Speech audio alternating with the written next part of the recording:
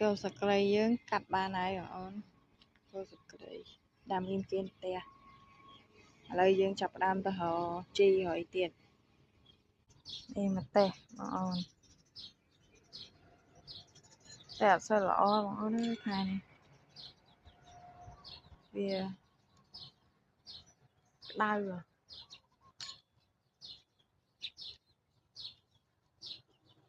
វាចឹងយើងស្រោចទឹកដែរតែគាត់នៅតែមកអោវារៀងសដក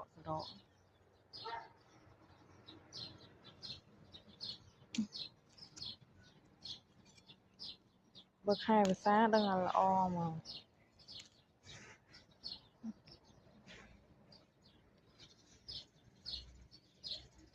ជីរបស់យើង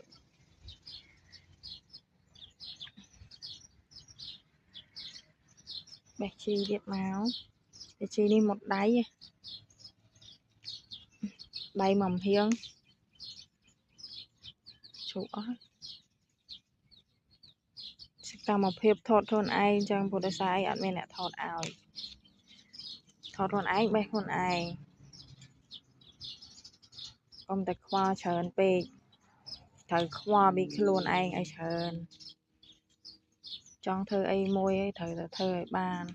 កុំចាំគេ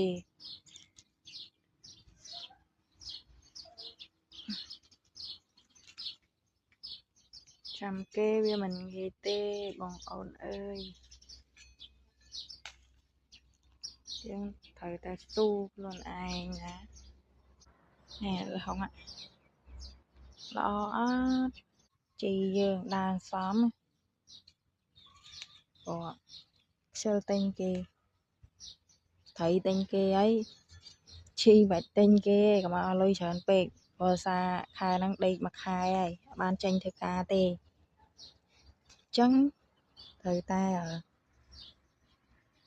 ហូបលៃខ្លះទៅជីវិតអ្នកអត់អញ្ចឹងហើយ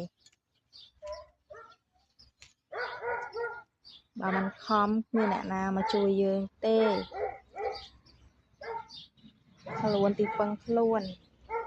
ជីវិតខ្ញុំរាល់ថ្ងៃនេះ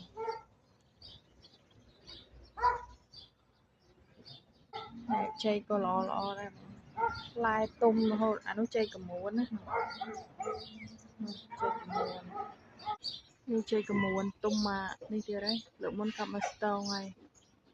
ឥឡូវទុំមកស្ទងចាស់និយាយទៅចេកកំពងក៏មានចេកអីក៏មានហ្នឹងផ្លែពេញហ្នឹងនិយាយទៅមនុស្សឲ្យតែអាសាមិនខ្វះ